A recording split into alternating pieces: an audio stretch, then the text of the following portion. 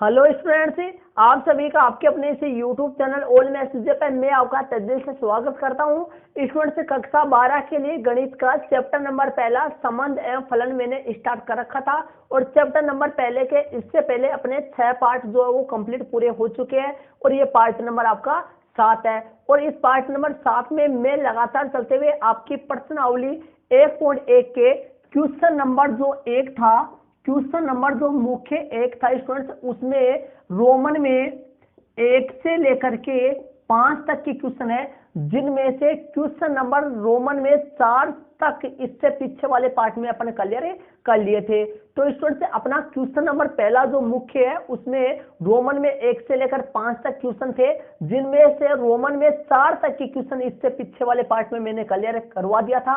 और रोमन में जो 5वां क्वेश्चन है, रोमन में जो आपका 5वां क्वेश्चन है वो इस वीडियो में मैं स्टार्ट करने वाला हूं। और रोमन में 5वें क्वेश्चन में भी ए से लेकर ई तक के क्वेश्चन है। कहां से कहां तक के?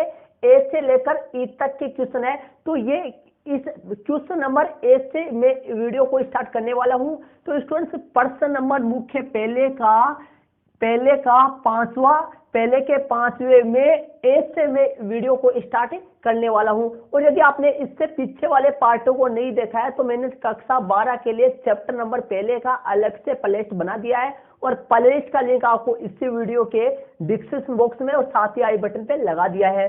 और यदि आप स्टूडेंट्स चैनल पे नए हैं तो चैनल को जरूर से सब्सक्राइब जरूर से कर लीजिए, ताकि नए वाले वीडियो का नोटिफिकेशन आप तक सबसे पहले पहुंच सके। चलिए, क्वेश्चन नंबर मुख्य जो पहला है उसके रोमन में 5वें क्वेश्चन में ए वाला जो क्वेश्चन है वो आपके सामने है। चलिए क्वेश्चन में ध्यान दीजिए। रोमन में जो 5वां क्वेश्चन मेन है उसमें क्या कर रहा है ये समझ लीजिए। आप देखिए, किसी रोमन में 5वां क्वेश्चन में देखिए, किसी विशेष समय पर, देखिए क्वेश्चन नंबर पहला है उसका रोमन में 5वां आपके सामने या आप बुक में भी देख सकते हैं। चलिए, किसी विशेष समय पर किसी नगर के निवासियों के समुच्चय में निम्नलिखित संबंध आर। देखिए, कोई विशेष समय और उस विशेष समय पर किसी नगर के निवासियों का समुच्चय। देखिए, इससे पीछे वाले जो क्वेश्चन आए थे उसमें समुच्चय में 1 से लेकर 6 तक संख्याएं आती थी, या प्राकृत संख्याओं का समुच्चय होता था या फिर पूर्णांकों का समुच्चय होता था, ऐसा होता था। लेकिन यहाँ पर क्या है कि किसी नगर के निवासियों का समुच्चय है। ठीक है, तो इसमें ए वाला क्वेश्चन आपके सामने देखिए, आर जो दे रखा है समुच्चय ए में, आर जो है दे रखा है वो क्या है, समुच्चय ए में रोमन में का ए, जो ए वाला क्वेश्चन है उसमें संबंध आर क्या दे रखा है, आर ए बराबर एक्स वाई इस प्रकार है कि एक्स तथा वाई एक ही स्थान पर काम करते हैं। तो एक्स तथा वाई एक ही स्थान पर काम करते हैं। ए वाला क्वेश्चन अपन लिख लेते हैं। तो मैंने ए वाला क्वेश्चन लिख दिया है। देखिए, आर जो है संबंध आर कैसा है, एक्स तथा वाई, एक्स वाई इस प्रकार है कि एक्स तथा वाई एक ही स्थान पर काम करते हैं। तो सबसे पहले इसके समतुल्य की जांच करते हैं, फिर सम्मित की, फिर संक्रामक की। जैसे आप पार्ट वाइज वीडियो देखते आ रहे हैं तो आपको पता है कि क्वेश्चन नंबर मुख्य पहला क्या था, उसमें किनकी जांच करनी थी कि समतुल्य, सम्मित और संक्रामक होने की जांच करनी थी।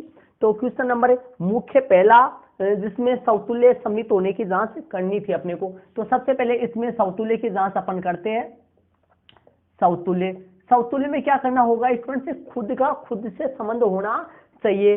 तो एक्स एक ही स्थान पर काम करते हैं, मतलब दो सेम मतलब एक ही वो दोनों सेम ही एक ही स्थान पर काम करते हैं। यहां ऐसे लिख देंगे, यहां एक्स तथा एक्स एक ही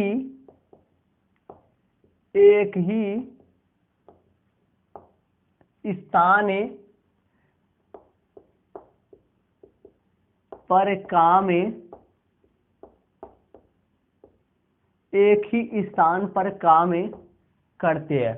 अब चलिए यहां ध्यान दीजिए, यहां एक्स और ये जो कर्मित युग्म ये बिलोंग्स टू आर, मतलब एक्स ये बिलोंग्स टू आर में रहेगा।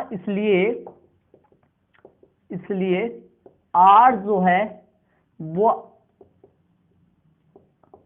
समतुल्य है। आर कैसा है?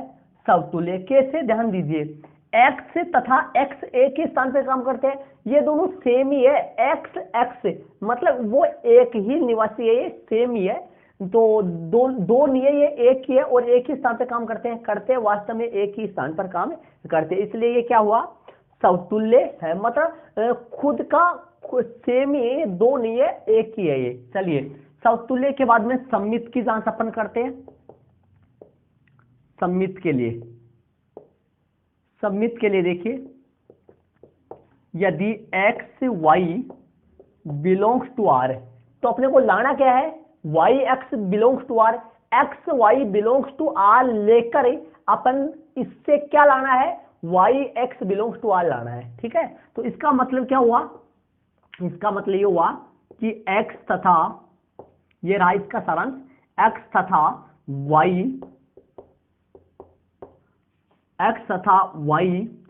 एक ही स्थान पर काम करते हैं। x तथा y एक ही स्थान पर काम करते हैं। और अब इसका विलोम लिखे अपन, y तथा x भी एक ही स्थान पर काम करते हैं। ये सेम आपको लिखना ही पड़ेगा इस तरीके से। तो देखिए, मैंने लिख दिया x Y belongs to are, इसका मतलब है एक्स तथा वाई दोनों एक ही स्थान पर, एक्स तथा वाई एक ही स्थान पर काम करते हैं। अब इसको उल्टा बोलूं मैं, वाई तथा एक्स एक ही स्थान पर काम करते हैं, तो भी तो सही है। इसका मतलब ये हो गया Y X belongs to are, इसका मतलब ये हो गया Y X belongs to are. तो इसलिए X Y belongs to are है, तो x Y belongs to R से Y X belongs to are भी अपन निकाल लिया है। इसका मतलब ये हो गया कि आर जो है, इसलिए आर कैसा है? आर जो है सममित, आर सममित है। आर जो है वो सममित संबंध है। अब जांच करते हैं संक्रामक की। मतलब कहने का मतलब, दो निवासी ले, और यदि ऐसे पता है अपने को कि जैसे राम और श्याम के लिए ले, दो निवासी लेते हो, मैं कोई भी एग्जांपल ले रहा हूं, राम तथा श्याम एक ही स्थान पर काम करते हैं। इसको मैं ऐसे बोलूं, राम तथा श्याम इसको बोला हूं, तो इसको ऐसे बोलूंगा वाई तथा एक्स है, तो इसको बोलो राम तथा श्याम एक ही स्थान पर काम करते हैं, तो इसको बोलूंगा श्याम तथा राम भी एक ही स्थान पर काम करते हैं। तो ये बात सही है। तो x तथा y बिलोंग्स टू r है, तो y तथा x, y x भी बिलोंग्स टू r होगा। तो संक्रामक के लिए 3 लेना है। 3 लेके मतलब देखिए, सम्मित लेने के लिए x y ले लेते हैं, x y belongs to r लेते हैं और y x belongs to r निकाल लेते हैं। लेकिन संक्रामक के लिए क्या करते हैं? संक्रामक के लिए x y belongs to r लेते हैं और y z belongs to r लेते हैं। संक्रामक के लिए क्या करते हैं? x y belongs to r लेते हैं तथा y z belongs to r लेते हैं। इससे अपने को क्या लाना होता है? x z belongs to r लाना होता है, x z belongs to r लाना होता है। ठीक है, तो इस तरीके से अपने 2 लेकर 1 लाएंगे। तो संक्रामक के लिए क्या लिखा है? यदि संक्रामक के लिए देखिए, यदि x y belongs to r तथा y z belongs to r, इसका मतलब क्या हो गया? X Y belongs to r का मतलब जानता है कि क्या हो गया?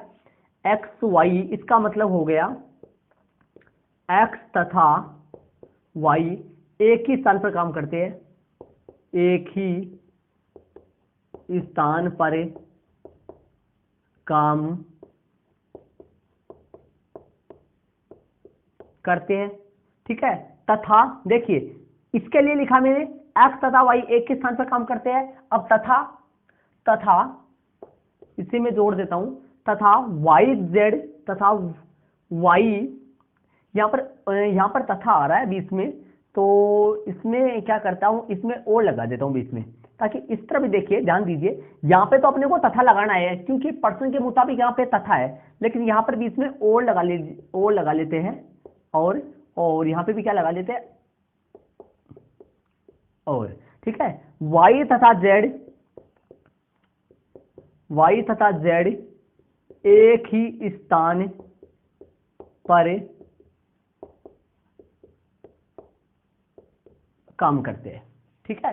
मैंने क्या लिखा है देख लीजिए आपके सामने, देखिए x Y belongs to are, तो मैंने क्या लिखा, एक्स तथा वाई एक ही स्थान पर काम करते हैं। एक्स तथा वाई, इसका मतलब क्या है, x Y belongs to r का मतलब क्या है, ये लिखा हुआ एक्स तथा वाई एक ही स्थान पर काम करते हैं। Y Z belongs to r का मतलब क्या हुआ, वाई तथा जेड एक ही स्थान पर, वाई तथा जेड एक ही स्थान पर काम करते हैं। इसका मतलब क्या निकला स्टूडेंट से कि तीनों ही एक ही स्थान पर काम करते हैं। फिर तो तीनों ही एक ही स्थान पर काम करते हैं, एक्स वाई जेड तीनों ही एक ही स्थान पर काम करते हैं। इसका मतलब ये निकला। तो यहां से क्या सारांश निकला, इसके मैं इस तरफ लिख देता हूं, ध्यान दीजिए, यहां पे लिख देते हैं। इसका क्या सारांश निकला, यहां पर देख लीजिए, इसका क्या सारांश निकला, इन दोनों से क्या आया, एक्स तथा जेड भी एक ही स्थान पर काम करते हैं। क्या लिखेंगे, एक्स तथा जेड भी एक ही स्थान पर काम करते हैं। तो लिख देता हूं, एक्स तथा जेड भी एक ही स्थान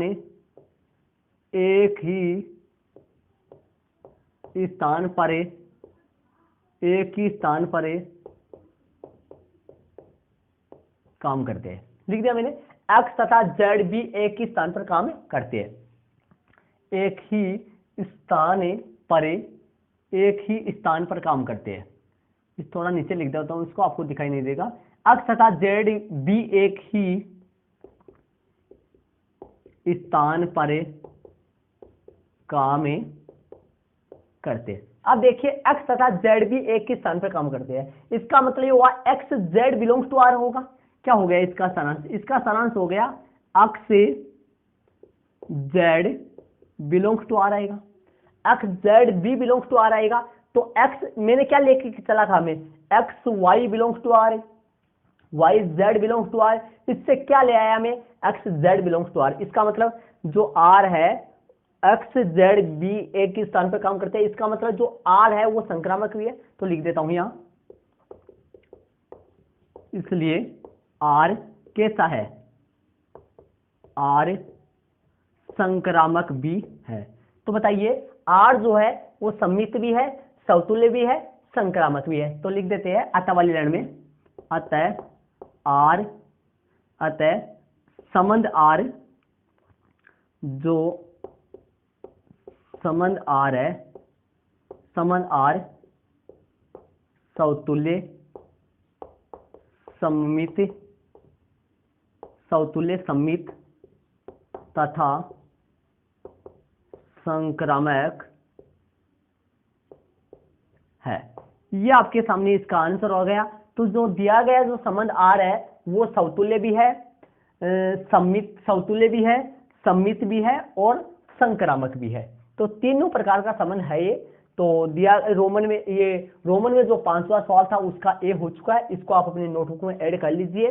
तो चलते इसी के साथ बी वाला अपन करते हैं, इसको ऐड कर लीजिए। इसमें कुछ भी नहीं है ऐसा, सिर्फ ध्यान दीजिए यहाँ पर एक्स तथा एक्स एक ही स्थान पर काम करते हैं, ये बात सही है। तो x x2 belongs to are होगा, एक्स वाई एक ही स्थान पर, x Y belongs to are, x तथा वाई एक ही स्थान पर काम करते हैं, तो वाई एक्स भी एक ही स्थान पर काम करेंगे।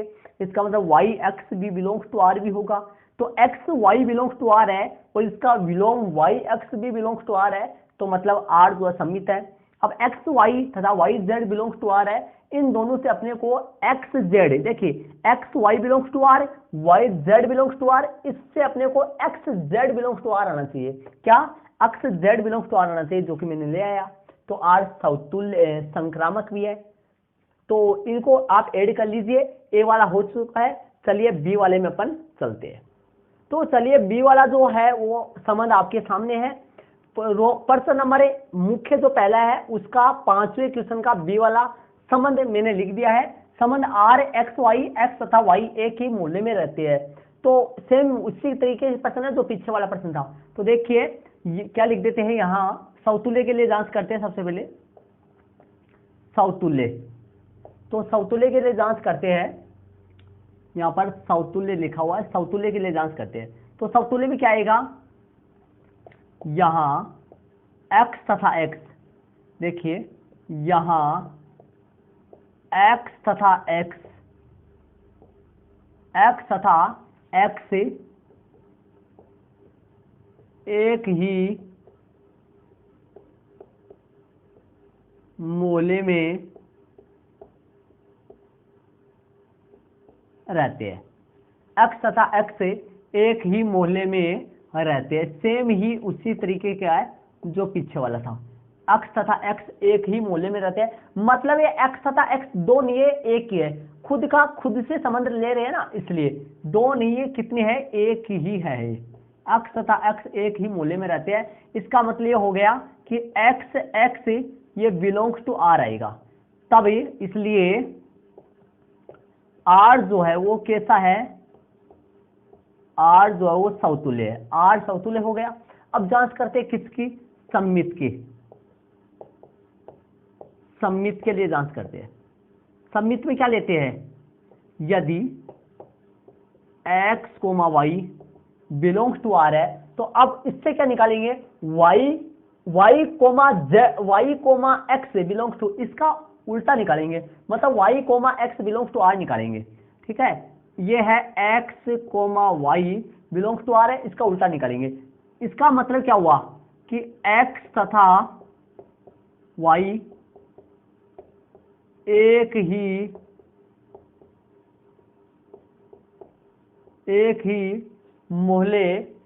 ही मोहल्ले में रहते हैं, इसका मतलब ये हो गया x तथा y एक ही मोहल्ले में रहते हैं। इसको ऐसा भी लिख सकता हूं मैं, y तथा x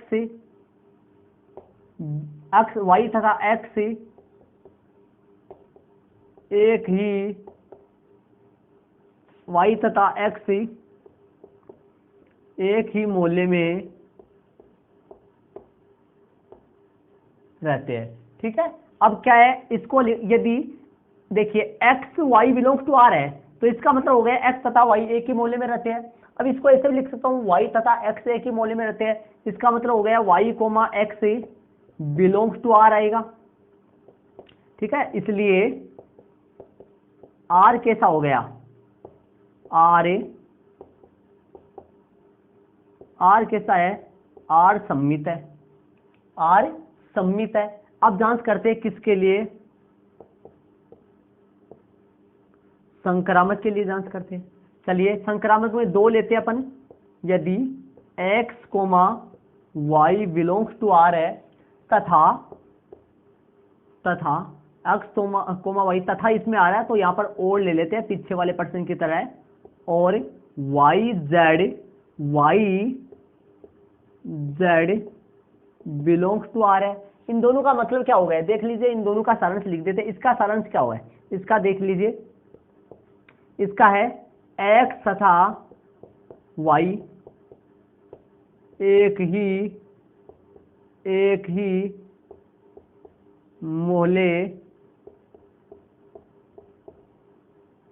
ही मोहल्ले में रहते हैं, इसका सारांश ये हो गया। अब इसका लिखते हैं, और लगा के इसका इस आगे वाले का लिखते हैं, और y, z belongs to r, इसका मतलब हो गया y तथा z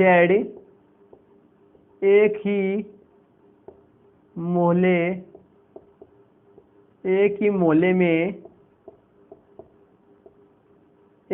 में रहते हैं, इसका मतलब ये हो गया।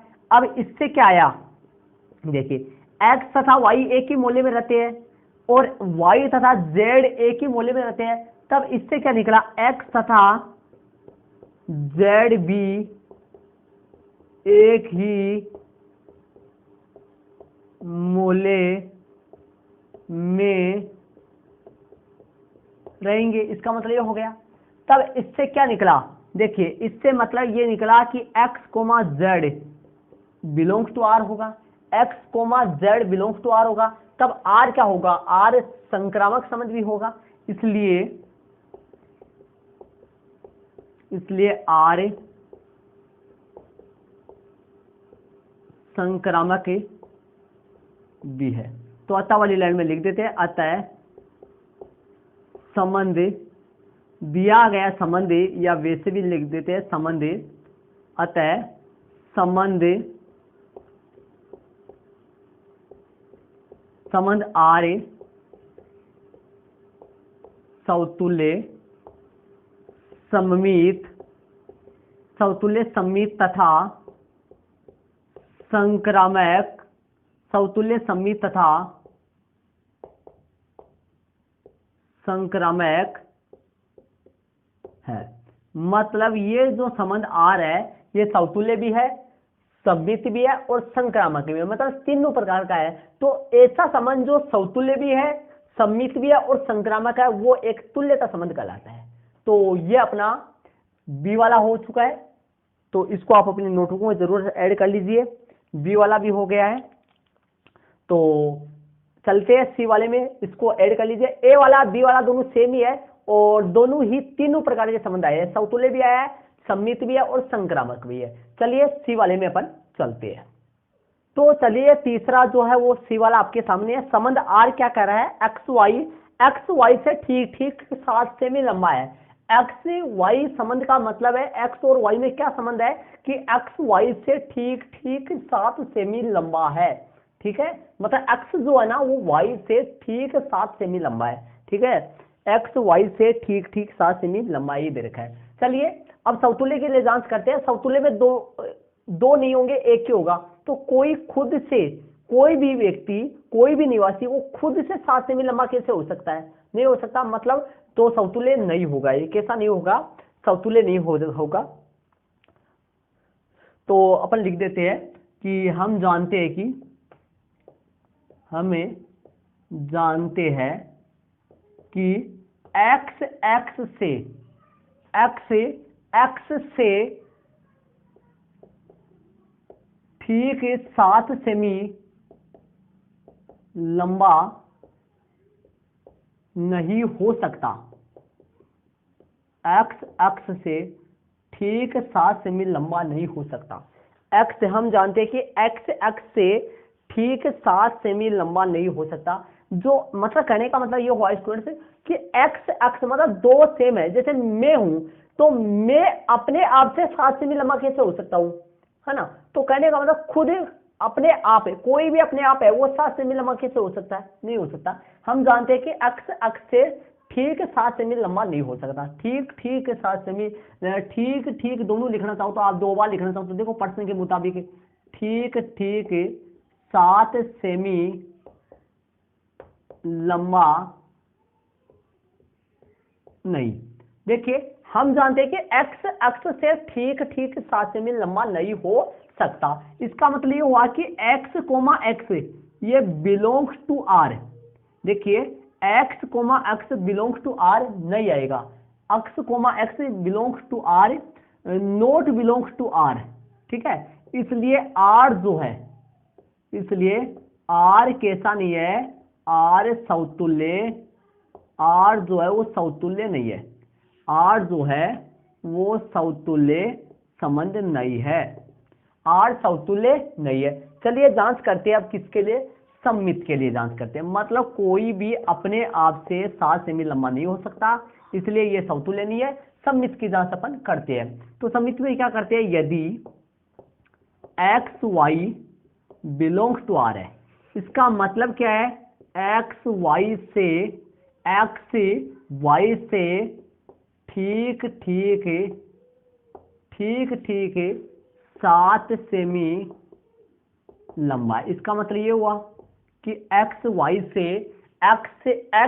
बिलोंग्स टू आर है। इसका मतलब ये हुआ एक्स वाई से ठीक 7 सेमी लंबा है। अब इसका विलोम लिखिए अपन, तो क्या वाई एक्स से ठीक 7 सेमी लंबा नहीं हो सकता। मतलब वाई जो है वो वाई एक्स से लंबा नहीं हो सकता। वाई एक्स से लंबा नहीं हो सकता, वाई जो एक्स से लंबा नहीं हो सकता। ठीक है, इसका मतलब ये होगा कि Y x not belongs to are. Y जो एक्स है Y comma X not belong to R, मतलब not belong to R, belong नहीं करेंगे आर में, ठीक है। इसलिए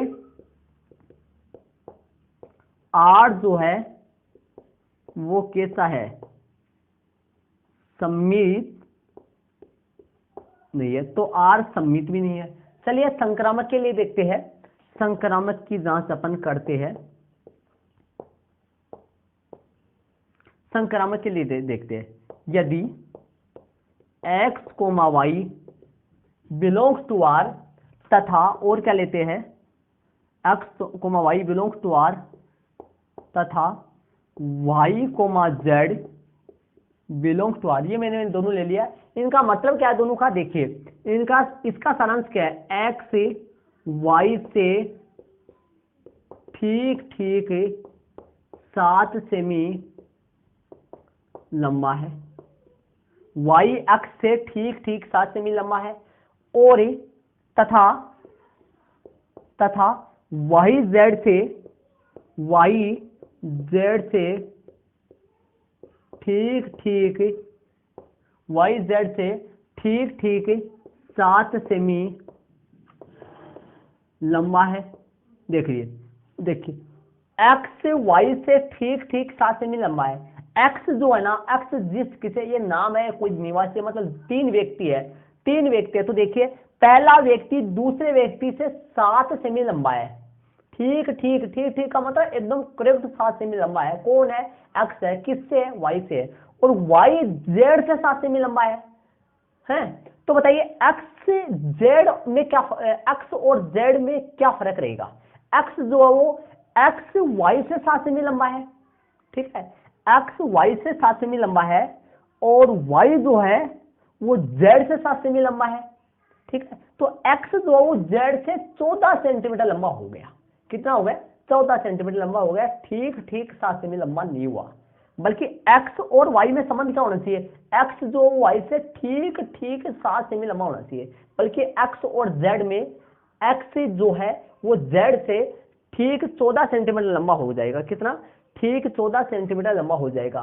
तो लिख देंगे x z से, तो इसके लिए लिख देंगे, इसके नीचे आएगा इन दोनों का सारांश आएगा नीचे। इन दोनों से क्या निकला कि x z से, तो इसके बाद में मैं यहां से लिख देता हूं, तो इससे दोनों से क्या आएगा, x z से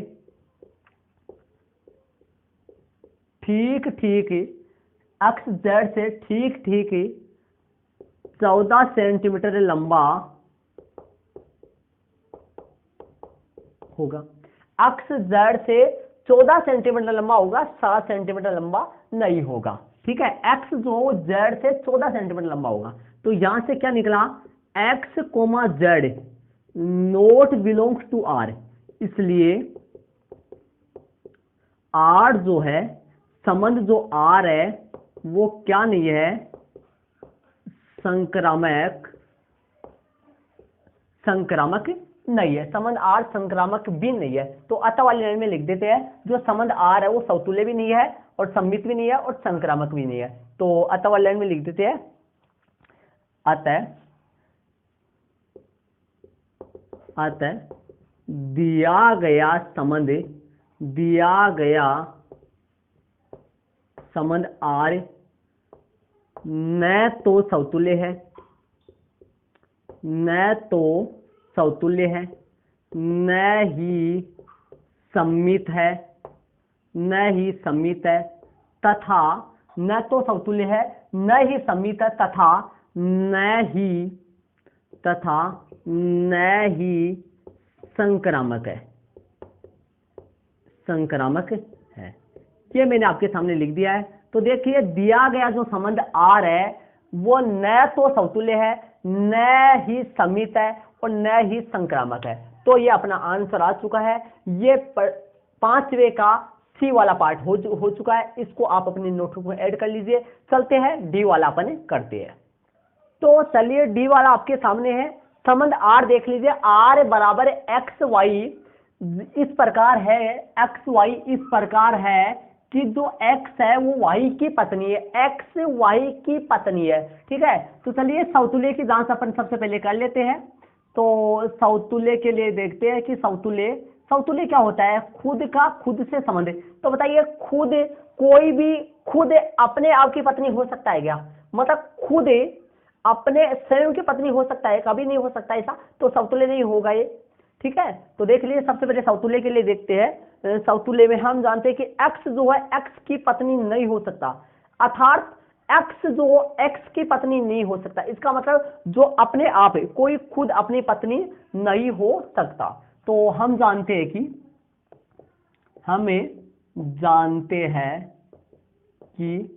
x x की पत्नी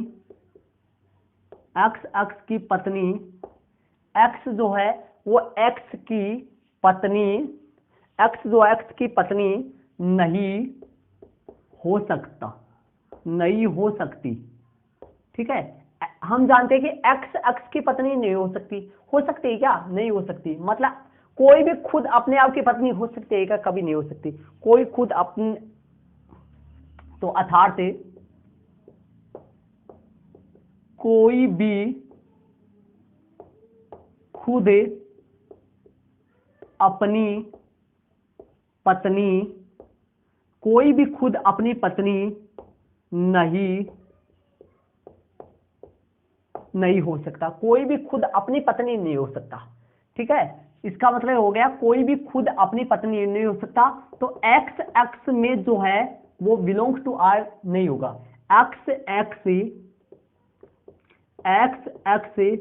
नॉट बिलोंग्स टू r। ठीक है, इसलिए जो r है, r जो है वो समतुल्य नहीं है। r जो है वो समतुल्य नहीं है। ठीक है, अब जांच करते हैं किसकी? सममित के लिए। सममित की जांच अपन करते हैं। चलिए सममित के लिए क्या लेते हैं अपन? यदि x y belongs to r, इसका मतलब क्या हो गया? इसका मतलब हो गया x y की पत्नी है और इसका विलोम एक्स वाई की पत्नी है, तो इसका वाई भी एक्स की पत्नी हो सकता है क्या?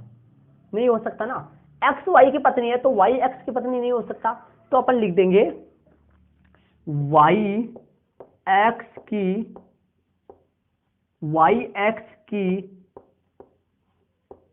पत्नी नहीं हो सकती। वाई एक्स की पत्नी नहीं हो सकती। इसका मतलब ये हो गया Y x not belongs to are. X Y belongs to are है, एक्स वाई की पत्नी है, वाई एक्स की पत्नी नहीं हो सकता। आप जानते हैं एक्स यदि वाई की पत्नी है तो वाई थोड़ी वाई एक्स की पत्नी नहीं हो सकती। Y x not belongs to are, इसका मतलब हो गया इसलिए आर है वो कैसा नहीं है? आर सममित भी नहीं है। आर सममित भी नहीं है। चलिए जांच करते हैं किसके लिए? संक्रामक की जांच अपन करते हैं। संक्रामक के लिए देखते हैं। संक्रामक में 3 लेने हैं एक्स वाई जेड, और यदि 2 लेने हैं x Y belongs to are, Y Z belongs to r, इस तरीके से 2 लेने हैं। ठीक है, तो देखिए संक्रामक के लिए देखते हैं अपन, संक्रामक की जांच करते हैं। चलिए संक्रामक के लिए देखते हैं, 2 अपन लेते हैं। तो देखिए यदि x Y belongs to are तथा Y Z belongs to are है, x Y belongs to are तथा Y Z belongs to are है, वाई कोमा जेड। अब देखिए, अब ध्यान से देखिए, x Y belongs to are, Y Z not belongs to are होगा। ध्यान से देखिए, x Y belongs to are तथा Y Z not belongs to are होगा। यहीं पे हो गया स्टूडेंट, ध्यान दीजिए। देखो कैसे होगा ये, ध्यान से देखना, यहां पर ध्यान देना, यहां पर ध्यान देने वाली बात है। ध्यान दीजिए, यदि x Y belongs to are है, मतलब एक्स वाई जो आर में बिलोंग कर रहे हैं, तब यहां पर तब लिख देता हूं, तब y Z not belongs to are होगा। कैसे? देखिए एक्स वाई की पत्नी है, एक्स वाई की पत्नी है, तभी वाई जेड की पत्नी नहीं हो सकता।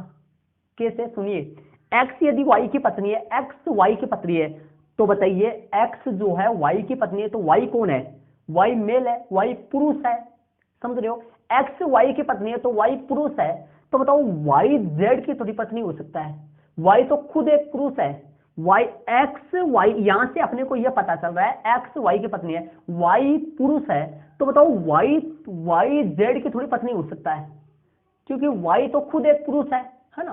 तो अपन क्या लिख देंगे, इसका मतलब इसमें पहले नोट बिलोंग्स टू आर आ गया। जब देखिए अपन क्या करते थे, जैसे 1 6 बिलोंग्स टू आर में आ रहा है, तब यदि 6 से स्टार्ट होने वाला कोई अवयव मिले ही नहीं अपने को, तब वो संक्रामक ही होता है, आगे उसको देखने की जरूरत है नहीं है। ठीक है, तो ध्यान रखना इस चीज का, ये बहुत ही मेन यहां पर मेन बात है, इसका जरूर से ध्यान रखिए आप। तो देखिए इसमें इसके लिए लिख देते हैं, तो एक्स से देखिए इसका मतलब क्या है, इनका मतलब लिख देते हैं, वहां से देख लीजिए ऊपर से, एक्स वाई की पत्नी है, एक्स वाई की पत्नी है, इसका मतलब क्या हो गया, एक्स वाई की पत्नी है, तो वाई जो है वो जेड की, वाई जो है वो जेड की पत्नी नहीं हो सकता, नहीं हो सकती। देखिए एक्स वाई की पत्नी है, एक्स वाई की पत्नी है, तब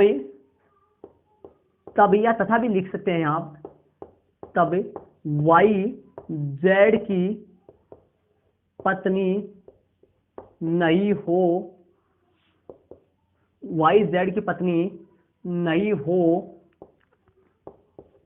सकती, वाई जेड की पत्नी नहीं हो सकती। वाई जो है वो जेड की पत्नी नहीं हो सकती, वाई जेड की पत्नी नहीं हो सकती, क्योंकि वाई एक क्या है, वाई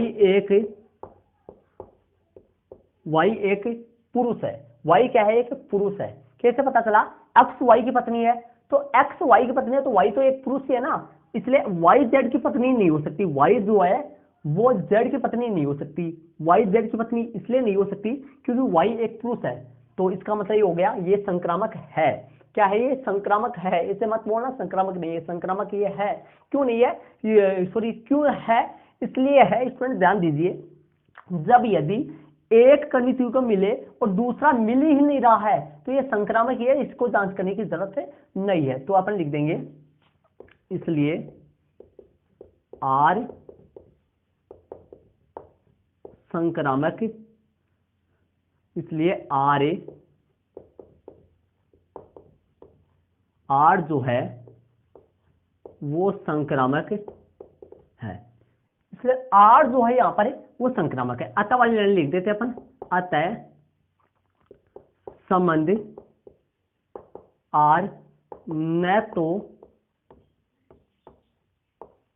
तो समतुल्य है, न तो समतुल्य है, न सम्मित है, लेकिन संक्रामक है, लेकिन क्या है, संक्रामक है। तो देख लीजिए, अतः संबंध आर न तो समतुल्य है, न सम्मित है, लेकिन संक्रामक है। तो ये अपना डी वाला हो चुका है, इसको आप अपनी नोटबुक में जरूर से ऐड कर लीजिए।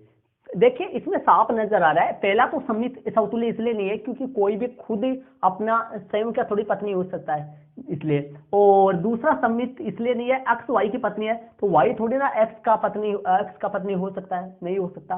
देखिए अब देखिए एक्स वाई की पत्नी है, तो वाई जेड की पत्नी नहीं हो सकता, क्योंकि वाई खुद एक पुरुष है, इसलिए। तो ये देखिए समतुल्य है, ये सम्मित है, लेकिन यहाँ पर ये पता लग रहा होगा कि ये संक्रामक नहीं है, संक्रामक नहीं है, संक्रामक है।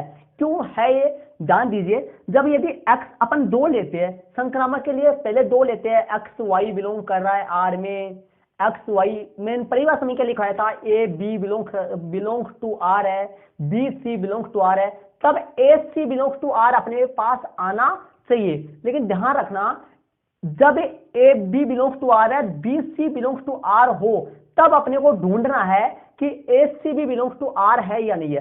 तब यदि A C belongs to R आ रहा है तब तो संक्रामक होता है, अन्यथा संक्रामक नहीं होता है। लेकिन यहाँ पर ये दोनों ही अपने पास नहीं है, ये तो है लेकिन इसके साथ वाला जोड़ी वाला नहीं मिल रहा अपने को, तो जोड़ी वाला नहीं मिल रहा है तो ढूंढने की जरूरत नहीं है, संक्रामक है। समझ रहे हो आप भाई, मैंने बेसिक वाले पार्ट में भी अच्छी तरीके से आपको क्लियर करवाया था ये बात। चलिए ई वाले में चलते हैं। तो चलिए स्टूडेंट्स, ई वाला आपके सामने मैंने संबंध आर लिख दिया है। आर बराबर एक्स वाई, एक्स वाई में संबंध क्या है, एक्स वाई के पिता है। तो चलिए पहले समतुल्य की जांच करते हैं। समतुल्य में जानते हैं एक्स एक्स लेना है, तो बताइए खुद अपने आप का पिता हो सकता है क्या? तो ये समतुल्य नहीं है, क्योंकि एक्स एक्स का पिता नहीं हो सकता, तो ये समतुल्य नहीं है। हम जानते हैं कि, इसमें लिख देता हूं, हमें जानते हैं कि कोई भी, हम जानते हैं कि कोई भी अपने आप का पिता नहीं हो सकता, कोई भी खुद, कोई भी, हम जानते हैं कोई भी खुद अपना पिता नहीं हो सकता। हम जानते हैं कि कोई भी खुद अपना पिता नहीं हो सकता, ठीक है। तब x जो x है वो not belongs to are, x x में संबंध नहीं होगा ये, मतलब एक्स एक्स खुद का खुद में संबंध नहीं होगा ये, इसलिए आर आर क्या नहीं है, आर समतुल्य नहीं है। चलिए जांच करते हैं किसके लिए, सममित के लिए जांच करते हैं, ठीक है। सममित में क्या लेना है, x Y belongs to are, तो वाई एक्स भी बिलोंग्स टू आर होगा क्या? पहले ले लेते हैं, यदि x Y belongs to are है, इसका मतलब ये हुआ कि एक्स वाई के पिता है, एक्स वाई के पिता है। तब इसका उल्टा बताइए सही होगा क्या? इसका उल्टा बताइए, इसका जो विपरीत है वो भी सही होगा क्या? इसका विपरीत नहीं होगा क्या सही भी? इसका विपरीत जो है वो सही नहीं होगा। एक्स वाई के पिता है तो वाई एक्स के पिता, तब वाई एक्स के पिता, वाई एक्स के पिता कभी नहीं हो सकते, वाई एक्स के पिता कभी नहीं हो सकते। देखिए एक्स वाई के पिता है, तब वाई थोड़ी एक्स के पिता हो सकते, कभी नहीं हो सकते। वाई एक्स के पिता कभी नहीं हो सकता, वाई एक्स के पिता कभी नहीं हो सकते। तब ध्यान दीजिए एक्स वाई के पिता है, कैसे पता चला अपने को एक्स वाई के पिता? देखो x Y belongs to are है, इसका मतलब एक्स वाई के पिता है, तब इसका उल्टा, इसका विलोम जो है वाई एक्स के पिता कभी नहीं, वाई एक्स के पिता कभी नहीं हो सकता, वाई एक्स के पिता कभी नहीं, वाई एक्स के पिता कभी नहीं हो सकता। इसलिए ये, इसका मतलब ये हो गया कि वाई जो वाई एक्स है ये नोट बिलोंग्स टू आर, ये आर में नहीं आएगा, इसलिए आर जो है, इसलिए आर क्या नहीं है, आर सममित नहीं है, आर सममित संबंध नहीं है, आर सममित नहीं है। चलिए जांच करते हैं संक्रामक की। संक्रामक में अपने को 3 लेने हैं, तो देख लीजिए संक्रामक के लिए जांच करते हैं। यदि x belongs to, x Y belongs to are है, यदि x Y belongs to are है तथा Y Z belongs to are है, इसका मतलब हो गया एक्स वाई का पिता है और वाई जेड का पिता है। देखिए यदि, इसका मतलब क्या हो गया, एक्स वाई के पिता है तथा वाई जेड के पिता है, एक्स वाई के पिता है और वाई एक्स वाई के पिता है और वाई जो है वो जेड के पिता है। तब एक्स एक्स वाई के पिता है और वाई जेड के पिता है, तब एक्स और जेड में क्या संबंध होगा, एक्स जेड में क्या संबंध होगा, एक्स जेड का पिता नहीं हो सकता। तो यहां से स्टूडेंट्स ध्यान दीजिए, यहां से एक्स जेड के पिता कभी भी नहीं हो सकते। यहां से अक्स जो है वो जेड के पिता कभी नहीं हो सकते। अक्स जो है वो जेड के पिता कभी नहीं हो सकते। अक्स जो है वो अक्स वाई के पिता है और वाई जेड के पिता है, तो अक्स जो है जेड के दादाजी लगेंगे, मतलब अक्स जो है जेड का दादा होगा, पिता कभी नहीं हो सकता, बल्कि अपने को संबंध के अनुसार पिता चाहिए। यहां से अक्स जेड के पिता नहीं हो सकता, तो नहीं हो सकता अक्स, यहां से अक्स जेड के पिता कभी नहीं हो सकता। तबे तबे तो ध्यान दीजिए, नहीं हो सकता अर्थात, तो ध्यान दीजिए यहां से अक्स जेड के पिता कभी नहीं हो सकता, यहां से अर्थात तबे तो एक्स जेड के दादा होंगे। एक्स जेड के क्या होंगे? दादा होंगे, पिता नहीं हो सकते। नीचे लिखना है, तो थोड़ा से दिखाई नहीं देगा आपको, यहां पे लिख देता हूं, तब एक्स जेड के दादा होंगे। ठीक है, एक्स जेड के पिता नहीं होंगे, एक्स जेड के दादाजी होंगे। कैसे पता चला? एक्स वाई का पिता है, वाई जेड का पिता है, तो तब तो एक्स जेड के क्या होंगे? दादाजी होंगे, पिता नहीं होगा, तो एक्स जेड के दादा है, एक्स जेड के दादा होंगे। ठीक है, तब तो यहां से अपने को पता चला कि एक्स जेड में not belongs to are, x और जेड है उनमें ये संबंध पिता वाला संबंध नहीं होगा, तब X Z not belongs to are. तो मैंने क्या लिया था? X Y belongs to are, Y Z belongs to are, x Y belongs to are तथा Y Z belongs to R. तब अपने पास इन दोनों की सहायता से X Z not belongs to R आया है। इसका मतलब आर संक्रामक नहीं है, तो लिख देते हैं इसलिए आर क्या नहीं है? आर, इसलिए आर संक्रामक नहीं है, इसलिए आर जो है वो संक्रामक नहीं है। तो देख लीजिए, आर समतुल्य नहीं है, सम्मित भी नहीं है और संक्रामक भी नहीं है। तो लिख देता हूं, अतः वाली लाइन लिख देता हूं इसमें, अतः वाली लाइन देख लीजिए, अतः वाली लाइन यहां पर लिख रहा हूं मैं ऊपर। तो अतः दिया गया संबंध आर, दिया गया संबंध आर न तो समतुल्य है, न तो समतुल्य है, न तो समतुल्य है, न ही सम्मित है, न ही सम्मित है तथा न ही संक्रामक है। ये लो आपके सामने देखिए, अतः दिया गया संबंध आर न तो समतुल्य है, न सम्मित है तथा न ही संक्रामक। अतः दिया गया संबंध आर न तो समतुल्य है, न ही सम्मित है तथा न ही संक्रामक है। तो आपके सामने ये हो गया, ई वाला हो चुका है। तो स्टूडेंट्स इसको आप अपने नोटबुक में ऐड कर लीजिए। तो देखिए, सम्मित भी नहीं है, ये समतुल्य भी नहीं है, सम्मित भी नहीं है और संक्रामक भी नहीं है। तो ये आपके सामने ई वाला हो गया। अतः दिया गया संबंध आर न तो समतुल्य है, न ही सम्मित है तथा न ही संक्रामक है। तो यह आपके सामने ई वाला हो चुका है। तो स्टूडेंट से अपना प्रश्नावली 1.1 का क्वेश्चन नंबर पहला, मुख्य पहला का रोमन में 5वां क्वेश्चन चल रहा था और रोमन में 5वें क्वेश्चन का ए से लेकर ई तक, ए से लेकर ई तक के क्वेश्चन मैंने इस वीडियो में आपको क्लियर करवाया है। तो वीडियो आपको कैसा लगा कमेंट जरूर से कीजिए, और यदि आप स्टूडेंट्स चैनल पे नए हैं तो चैनल को जरूर से सब्सक्राइब कर लीजिए। और इसका प्रश्न नंबर दूसरा इसके अगले वाले पार्ट से आपको मिल जाएगा, प्रत्येक पार्ट बना हुआ है, पार्ट वाइज वीडियो को जरूर से देखिए आप। और स्टूडेंट्स यदि आपको वीडियो अच्छा लगा तो वीडियो को लाइक कीजिए, कक्षा 12 के अन्य स्टूडेंट्स तक वीडियो को जरूर से शेयर कर दीजिए। ओके स्टूडेंट्स, थैंक्स, जय हिंद।